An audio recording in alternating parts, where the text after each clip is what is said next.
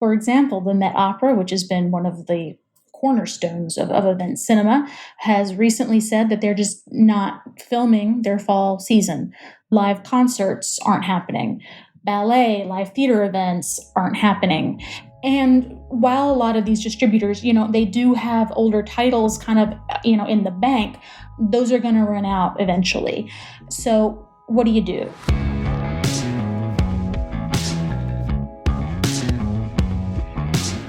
This is the Box Office Podcast. I am Russ Fischer, the editorial director of Box Office Studios, which provides editorial content for movie theaters. And I'm joined, as always, by Daniel Loria, the editorial director of Box Office Pro magazine, and Rebecca Pahle, the deputy editor of Box Office Pro. Good to have you back, both of you, again. Thank you so much. And how are you doing today, Russ? We haven't asked our usual how are we coping with things, because there's been a lot of things. I think it's fair to say every day has been in its own sense a bit overwhelming, I think. Yeah, it's a lot right now. There's a lot going on. I'm blissfully insulated from a lot of things with my wife and my child in our house, and we're all just trying to keep going one day at a time. And, that's where we are, really. And Rebecca, over in Brooklyn, what have you been up to, at least on your viewing practices? I know you've been watching less movies lately. Should I put you on the spot? What have you been passing your time with? No, I've geared back up to watching more or less exclusively bad 80s musicals. Oh, I love it. Last night was Grease 2. Before that was the Village People musical, Can't Stop the Music, which I have to say, I know Grease 2 has its well-deserved cult following, but Can't Stop the Music is better, I think. Oh, okay. So that's my hot take of the podcast session. You guys watch the Village People musical. Okay. If we have any art house exhibitors out there that want to do us the favor to do a virtual theatrical of that Village People musical, I think Russ and I would be happy to buy tickets. Not to put you on the spot, Russ, but I would do it. That looks like a fun activity. We're going to start with a little news recap because we have a couple of things that are big this week that pertain to the subjects we've been discussing from the very first episode of the podcast, which is that movie theaters are starting to reopen. I live in Los Angeles. As of this week, California is officially allowed to reopen, and some businesses are encouraged to reopen. Movie theaters are among them, although we may not see those doors open just yet. And Rebecca, where do things stand as far as the reopening? About what you said, that movie theaters in California may technically be allowed to reopen, but I mean, there are other states now too, like Iowa, for example, like Georgia, where movie theaters are technically allowed to be open, but you're not really seeing a widespread opening of theaters.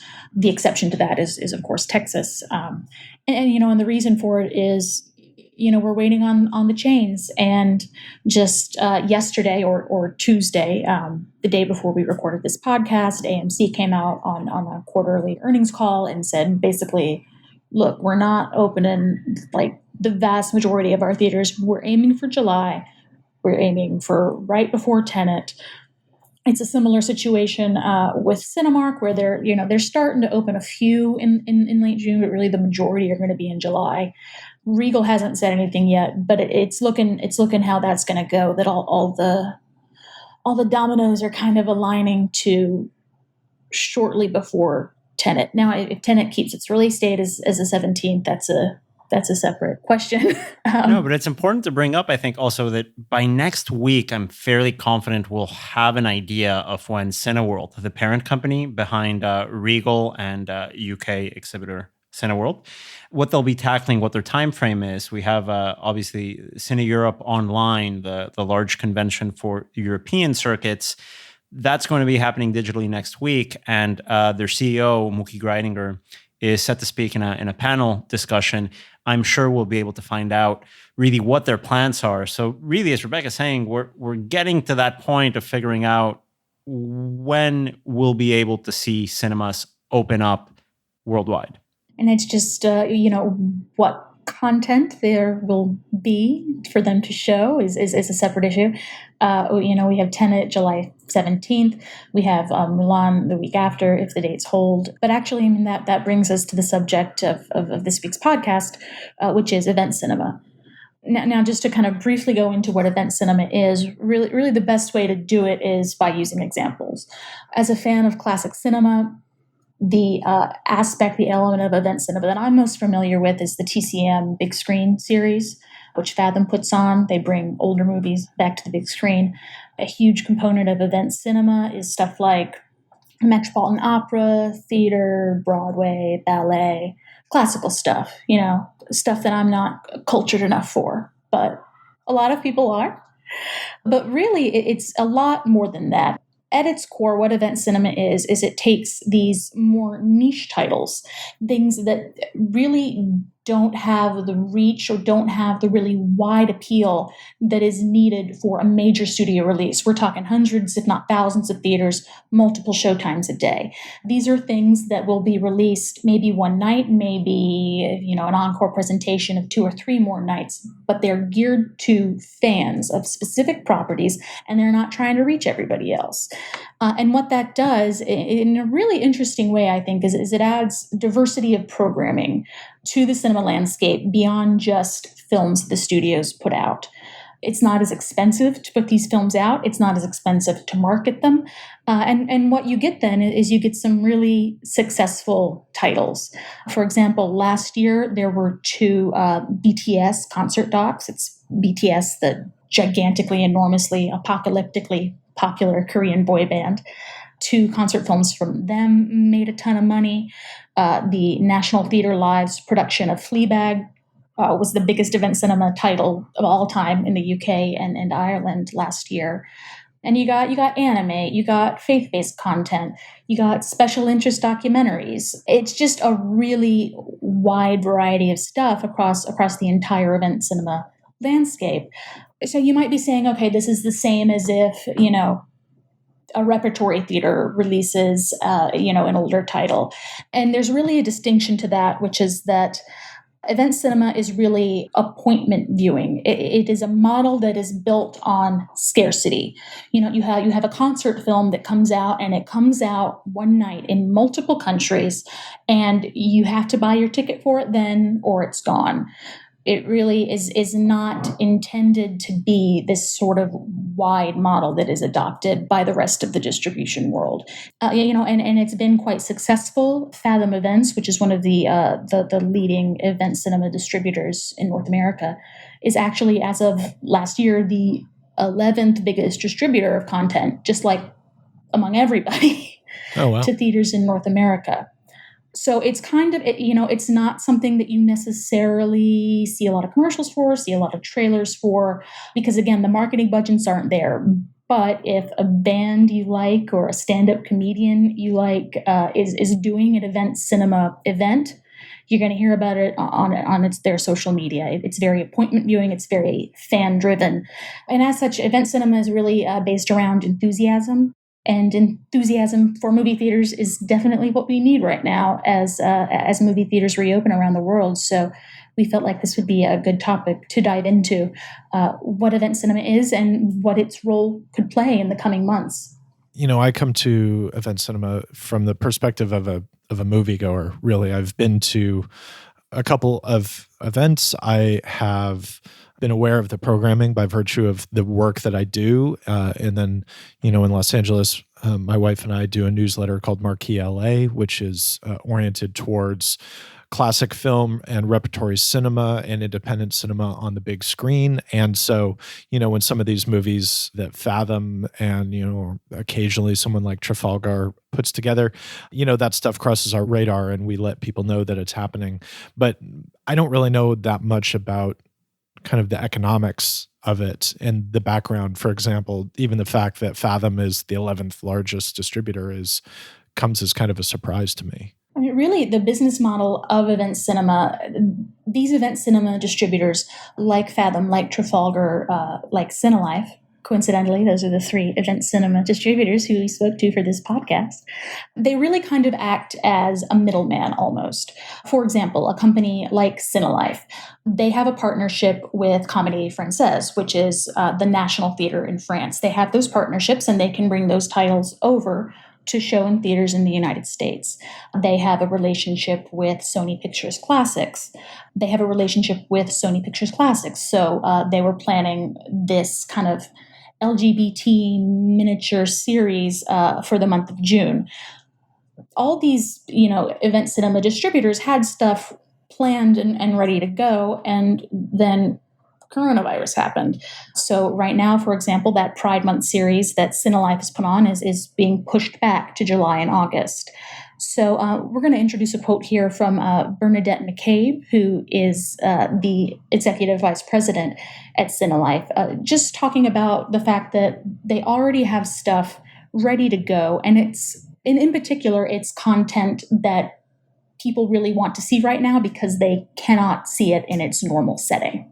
But something like a concert, there won't be bands touring this summer. So that will be an interesting opportunity for a consumer to see that in a movie theater versus in an arena. Or something like Comédie Française for us, where live theater isn't really available right now. So if somebody would like to see beautiful, high quality productions from the French stage, they could go to a local movie theater and see something. So most of these event cinema distributors, like any other distributor, really is expecting to roar back into business with their big, major, in some cases, global releases in July and August, same as all the major studios. However, a lot of these companies are releasing some of the stuff that they have in their back catalogs to provide programming for theaters that are open in that transition period before new stuff starts coming in. Here to speak on that, we have Letha Steffey, who is the new head of marketing at Fathom, which, as I mentioned before, is the largest event cinema distributor in North America. We built this based upon a plan to fill a 30-day window. And think of it as, we built some themes around it. Monday, faith-based night. So we have some faith-based type films for Mondays. Tuesday, anime. Wednesday, classic films. Thursday, girls' night out. We actually have an array of titles, Broadway films, documentaries, family fare for the weekends. So we've built this welcome back program to support the exhibitors when they do open up. But event cinema is very, very, very much not just a North American thing. It actually isn't from North America. It was originally came into being in England, where it's proven pretty popular. As of last year, according to statistics from ComScore, it made up almost 4% of their total box office. We saw something pretty interesting, I think, from the company Trafalgar Releasing, which releases to dozens of different companies, and they saw what was going on in Korea, where theaters never had the countrywide sustained closure that the rest of the world did. Theaters would close down here and there, but all of them weren't closed for a long time. Box office still wasn't good, in part because there is still a pandemic, and in part because there's no content. So Trafalgar kind of shuffled their schedule around, released 3 of their titles in Korea in April and May. The King and I, a theater production and a concert doc for Metallica and for Josh Groban, which would be an excellent double bill, I think.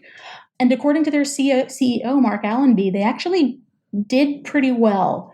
Not as well as they would have under normal circumstances, he predicts, but they still did pretty well, which I think is definitely worth noting, that a lot of these providers, they have stuff in their back catalog that has, been released in one country or not another, or just didn't get released at all for whatever reason, that could potentially go out to different markets as they open up when the rest of the, studio world hasn't really caught up yet.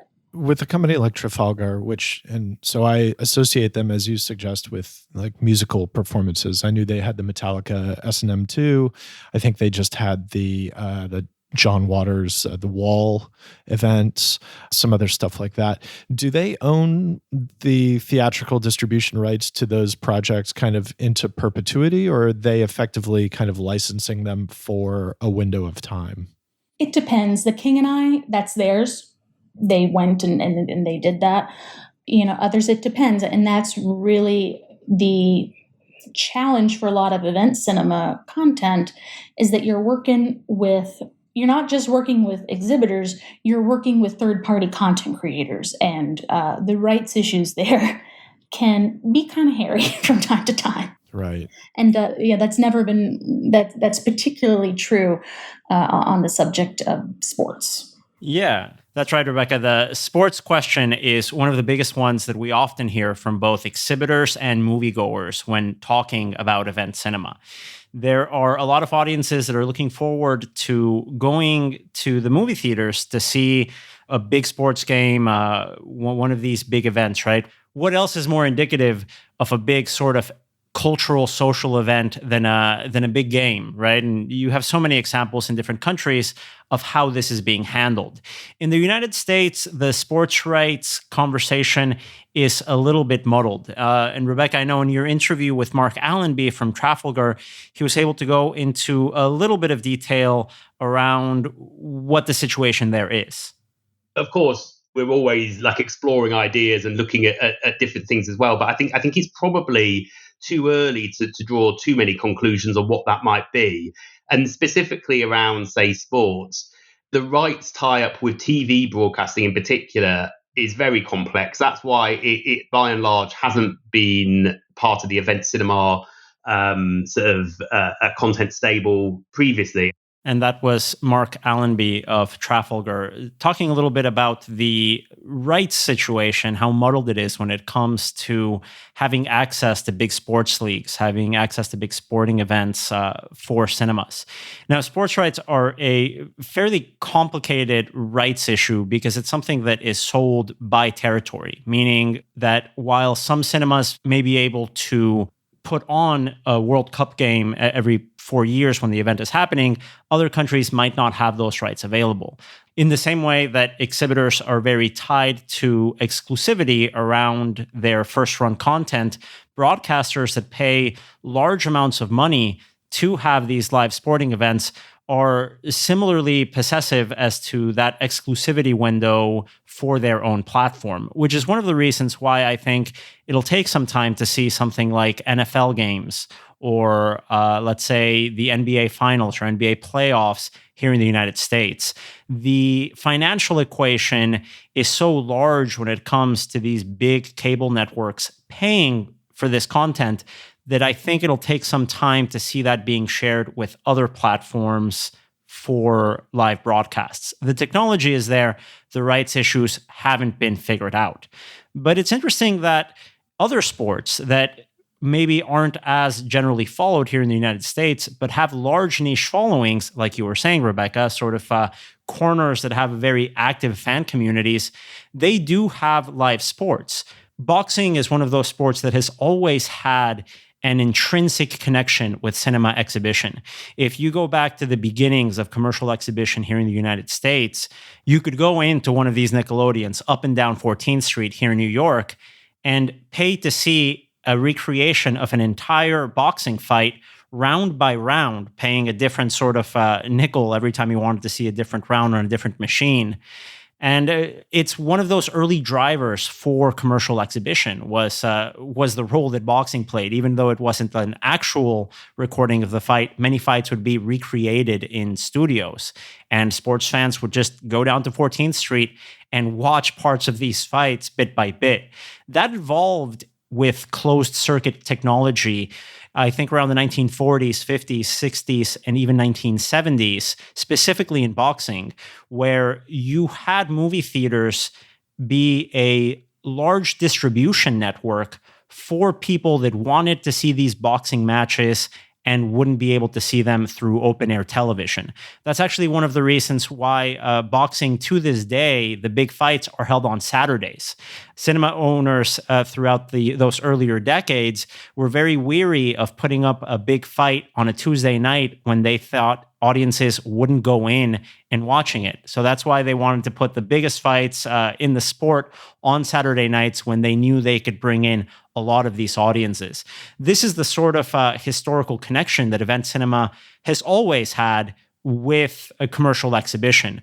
Obviously, that's changed in recent years. And whereas we don't have these NBA, NFL leagues happening in cinemas, boxing is still a huge driver for exhibition in the United States. One of my own personal memories as we think about what our life used to be before the coronavirus here in New York was buying a ticket through Fathom Events to see a live boxing match on a Saturday night at the AMC Empire 25 in Times Square here in New York. And over on 44th Street, you have Jimmy's Corner, which is this iconic bar. It's been here since the 1970s in the city, operated by Jimmy Glenn, a former cutman and former boxing trainer. And you would have this great community of folks, a very diverse community. You'd had Mexicans, African Americans, people from Southeast Asia, Eastern Europe, go to the bar, grab a couple of drinks, and then walk the 2 blocks over to that AMC location on 42nd Street to pack that movie theater for a big fight on Saturday nights. Unfortunately, due to the coronavirus, Jimmy Glenn passed away last month. And, this is when we're talking about our connections to moviegoing, it's something that I think I'm going to miss when we go back to theaters, that sort of event cinema experience that I used to have on a Saturday night. And that's really what it's based on. I mean, recently in the last couple of years, there have been event cinema programming around popular TV shows like Game of Thrones, like Doctor Who. Like, people are encouraged to dress up, even to talk. Like, it's just a fun fan event. And as Marc Allenby mentioned, in our interview, he said, it's not about rewriting the rule book right now.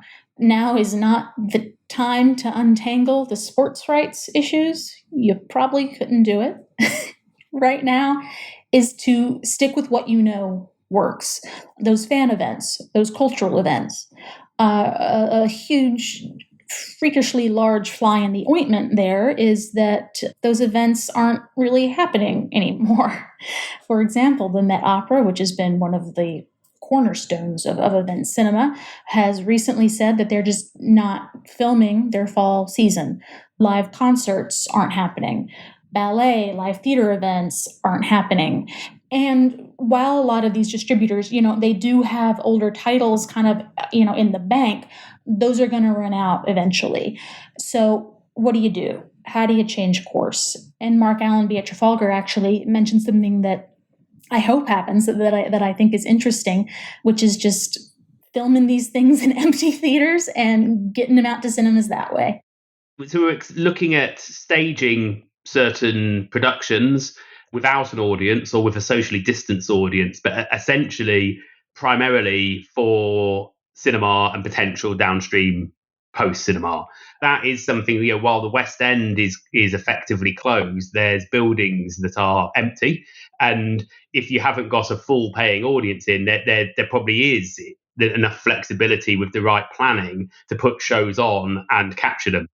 I mean, that seems like the ideal way to go right now, right? I saw a thing yesterday, I guess, Radiohead, the band, said, we're going to be live streaming this show. And I got really excited because I was like, oh, that's cool. They're going to play in an empty room. They're going to live stream like a current Radiohead show.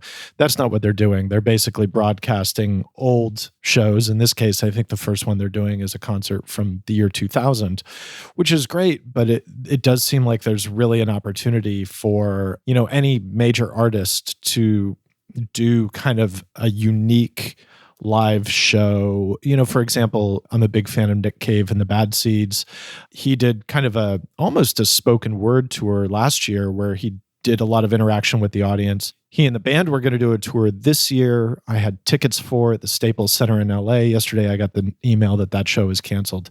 I would love to see an act like that do kind of a merging of things where it was like, can you put together some sort of really unique live show in an otherwise empty venue that can be broadcast to fans live, once you get an encore broadcast 2 days later or whatever. It seems like there's a lot of opportunity there at the very least. It was cool at first to see, videos on Twitter of singers singing from their living rooms over Zoom. Right. Yeah. That kind of wore off real quick. Because you want a production. It's like, it's Christina Aguilera on her sofa. Yeah. But I think what Russ brings up is a great point. We're still in a situation as we come back online with cinemas where, to a certain extent, it feels like one of the biggest advantages that theatrical has, which is exclusivity of premium content, isn't going to be there right out of the gate, right? The studio content will be tiered in release dates, meaning you'll have Tenet one week and then Mulan the next week, and so on and so forth. You won't have a lot of different content coming out. So you'll need to sort of program the quiet spots in between those major releases to make sure there's something on screen that could appeal to someone that doesn't want to see Tenet, that doesn't want to see Mulan. And obviously that's going to be difficult with markets possibly suspending operations with a possible second wave of coronavirus. It's going to be kind of tricky to figure out the scheduling. And I know, Rebecca, in your conversations, that's something that distributors have at the top of their mind. Definitely. I mean, it kind of echoes something that Adam Aaron said in the recent Q1 call, is that, when Tenet comes out, they can react to demand, open auditoriums, close auditoriums, add showtimes, get rid of showtimes, depending on what the demand is. That flexibility is really key, and it's something that event cinema can really provide right now. Like I said before, initially, event cinema is very much appointment viewing. You see it one time and it's there. And now, what I've heard from certainly Bernadette McCabe at Cinelife, they're willing to offer a lot more flexibility when it comes to programming their content. Say you have 12 screens, are all of them going to be Tenet? Are people going to want to see Tenet at 10 a.m. on a Wednesday morning? Maybe not. That actually might be when I go see Tenet, to be completely honest. Yeah, that's what I'm most likely You'll be to the go. one. I think that's the purpose. Yeah, that's the point. You want to have options, and having options is really what event cinema is all about for a distributor. We're making everything available for an extended period of time so exhibitors can book it whenever they have opportunities, whenever they have a need, or so everything we have, we're making available for 6 to 8 or 10 weeks, and they can book whenever they'd like. With some of these titles, we would have maybe only made it available for a week or 2 weeks, but now we're extending it with all of the content providers that we have the privilege of working with. We've been able to extend it and give exhibitors as much flexibility as possible to book whenever they've got time.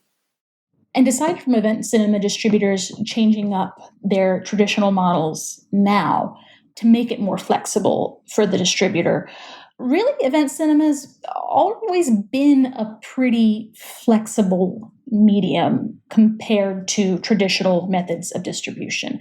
There's not a lot of marketing budget there.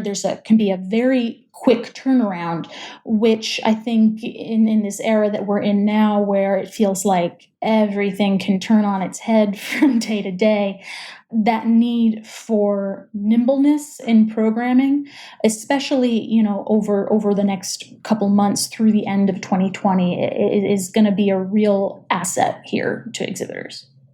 That anxiety from the exhibition community, it is genuine.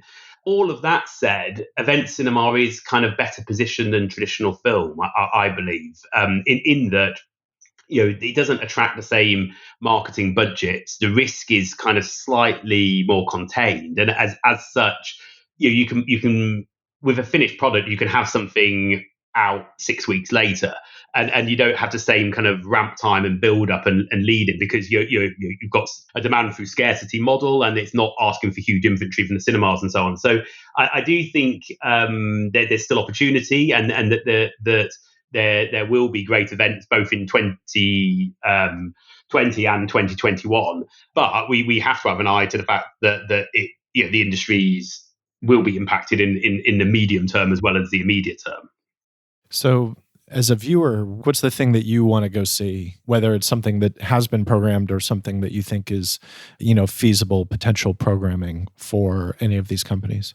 a comment about my not being cultured aside before, that was some self-deprecating humor. I actually am quite cultured.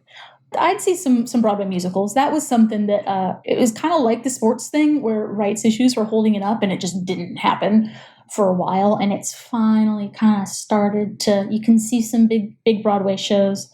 You know, Hamilton was going to be on the big screen, albeit not in an event cinema capacity, and then that didn't happen. But and I have to speak up in that regard.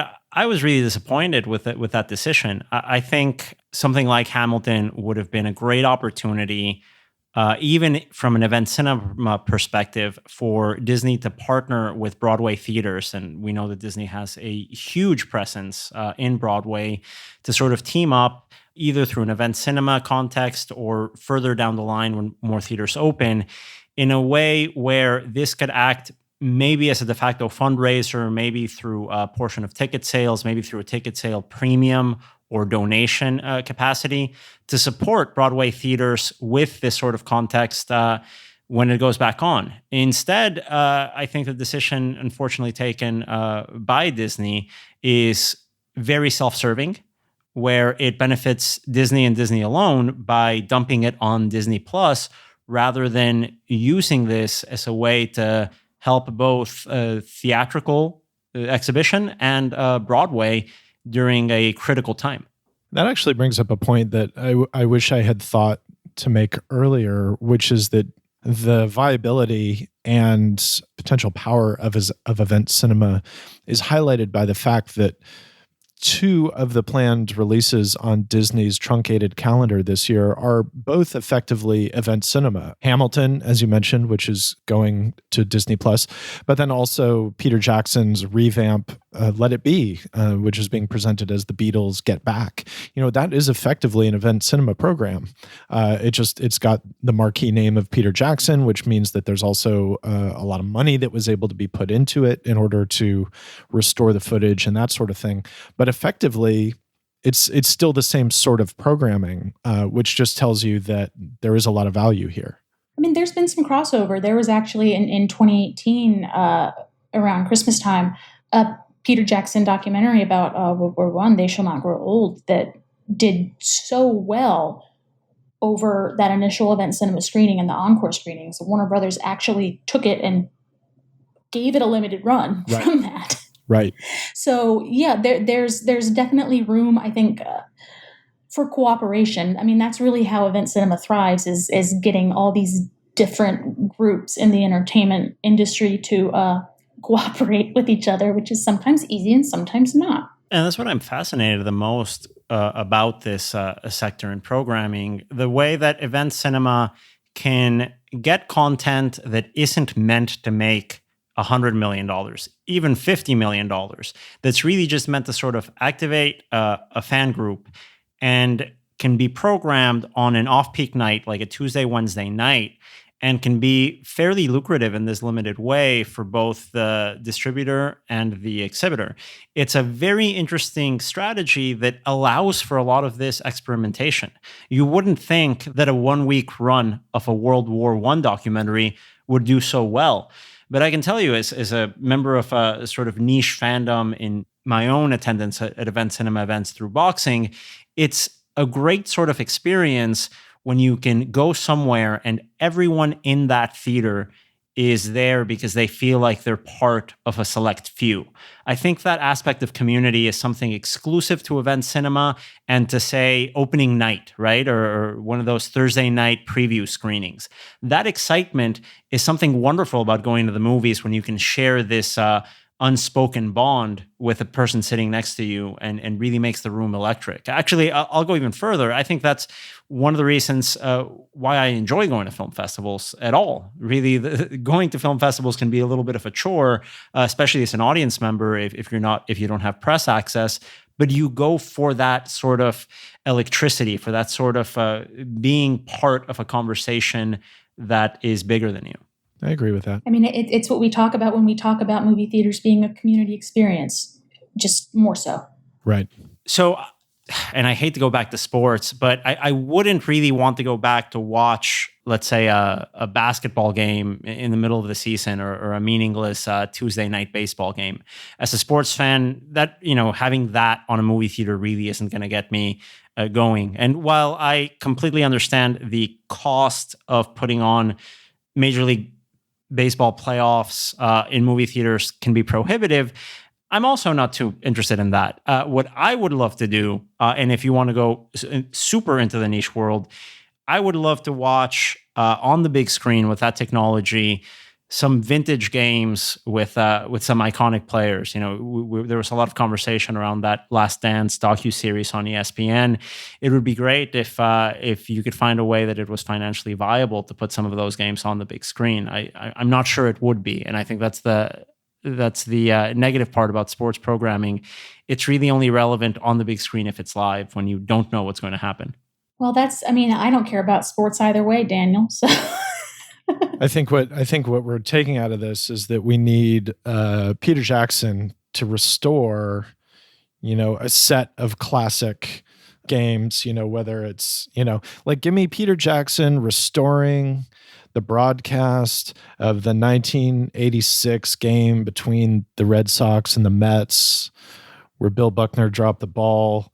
Let me see that on the big screen. Now you're going to gory era Peter Jackson. I think that's definitely what are those first two? With added buckets of blood, Yeah, exactly. I would be into that. The gauntlet is thrown here. Peter Jackson, if you don't do this, for the Boxoffice Podcast is going to be extremely disappointed in you. If there's a filmmaker that's good at 4-hour pieces of content that are exciting for about 20 minutes, hey, Peter Jackson's your guy. I think he'd be perfect to recreate baseball games. Oh, that is brutal. That is brutal. No. That was bad.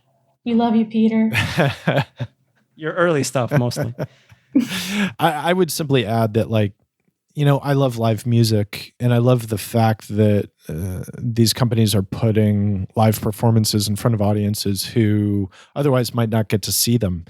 I'm not that interested in going to those. There's the great Prince concert film, Sign of the Times, which played at the New Beverly here in Los Angeles a few years ago, and I went.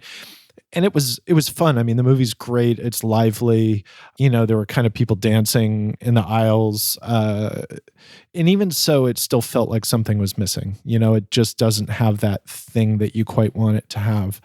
But going back to what I was saying about Nick Cave a few minutes ago, if somebody could come up with a slightly more innovative approach to the concert experience that did something that isn't just trying to replicate the live show, but that gives me that experience in a way that I can't get it in a live setting, I would be really interested in that from a whole variety of bands. Alternately, Peter Jackson remaster Stop Making Sense by the Talking Heads, and Jonathan Demme. And, actually, you know what? It doesn't need a remaster. That movie's perfect. If anybody plays that movie, I'll go see it. That's my answer. Did Rebecca? Oh, Rebecca said musicals. I copped out. I just said musicals. Well, and I would say about musicals, so having just talked about, live music, I have a real problem with musicals because hearing and deciphering lyrics is often very difficult for me, especially when I don't know the songs. And so going to see a musical for the first time where I don't know it is on stage is really tough for me because I can't really make out a lot of the details, which makes movie musicals really great because they're mixed a little bit differently. They can push that vocal track really far forward, or alternately there are subtitles. And so there's some, combining cinema technology with Broadway offers an interesting possibility for someone like me where I like musicals, but I find that Broadway that material is often at arm's length for me. And there's something in event cinema that could bring it a little bit closer, whether it's, some sort of optional subtitles or whatever. I would be interested in that. Same. As a hard of hearing, can't make out the lyrics. Yes. Ever. Same. Too many loud rock shows for me. I think I destroyed my own capabilities there. Our original question, Russ, was going to be, what was the first concert you went to? Oh, what was And the first I think concert? the I went answer to? was so embarrassing. We decided to scrap it. Oh my, I will happily answer that question. Okay, now you walked into it. Maybe we'll just use this instead. Go for it. The first concert I went to, so you got to understand, I lived in West Texas. I lived in Midland, Texas. We did not have a lot of bands come through. There were virtually no small club type places. So we had like the County Coliseum Arena, and that was it. And you went to see whoever played because that was your option. So the first concert I went to was the band Rat. Yes. With Queensryche opening. This is awesome. And that was in either 86 or early 87. I think it was 86. I think it was like late 86. So that was my first show. Round and Round is my go-to karaoke jam. That sounds like probably one of the most iconic concerts I could think of in the 1980s. Russ, on your end, Rebecca, you're a child of the 90s, as I am as well. Do you remember what your first concert experience was? Yeah, that was No Doubt. That was like good era, No Doubt, before they got bad. Oh. With this opener who no one had heard of, and everyone was kind of confused by, and everyone was kind of disappointed. And they were called the Black Eyed Peas. Oh no! No one. I think it was like immediate, like post Fergie. I didn't pay enough attention to them to remember. It was not good. No. They're like the quintessential bar mitzvah band. I feel if you go to a bar mitzvah, there's going to be at least 2 Black Eyed Peas songs. And the first opener was actually lit to take it really 90s. Oh, come on. They were great. They were great. They had that one good song. Oh, this is going to be like culturally embarrassing for me. So my apologies in advance. My parents, when I was like 11 or 12 years old, dragged me to Mexico. We're from Querétaro, which is 3 hours north of Mexico City. So we drove for this. This is horrible. So we drove to Mexico City to watch a reunion concert of Mexican boy band, Mexican teen idol band, because it was co-ed, Timbiriche. It was terrible. Even being 12 years old, I remember sitting through it and thinking, "Oh, this is the worst thing I've ever listened to." Now, I think as I've grown more accustomed and fond of Mexican 80s pop, I look back at it a little more fondly. But it is nowhere near a cool 80s rock concert or No Doubt. You got No Doubt during their best era. The only era that matters. You really did. You really did. And I want to circle back for a second because, I said like, it was West Texas. There weren't a lot of options. You went to see whatever. There were certainly a number of shows that I went to see because it was like, well, this is the big loud rock show that's playing this month. I'm going to go.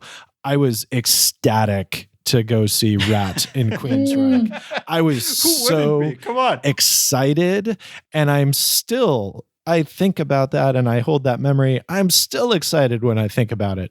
I would do that again in a heartbeat. So I don't want to make it sound like, oh, well, I just went to that because it was the only option. I was like, no, I would have driven a couple of 100 miles to go to that. Put respect on Rat's name.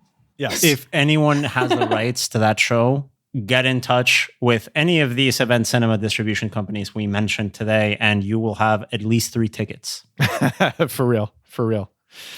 Well, thank you guys so much for this. This is terrific. And, I'm look forward to seeing kind of how this stuff all gets programmed as we go forward into the new era of open movie theaters. We'll see when it happens. Thanks for having us on. The Box Office Podcast is produced by Caitlin Kehoe and recordeditpodcast.com. This episode was written and had all the heavy legwork done by Rebecca Pahle and was narrated by Rebecca and Daniel Loria and me, Russ Fischer. Thanks for listening. If you haven't already, please subscribe via any podcast app of your choice, and also rate us and recommend us to your friends as long as you have good things to say. We'll be back next week with more conversations about the near and distant future of the cinema industry, especially as we take additional steps into a post-COVID future. Thanks a lot.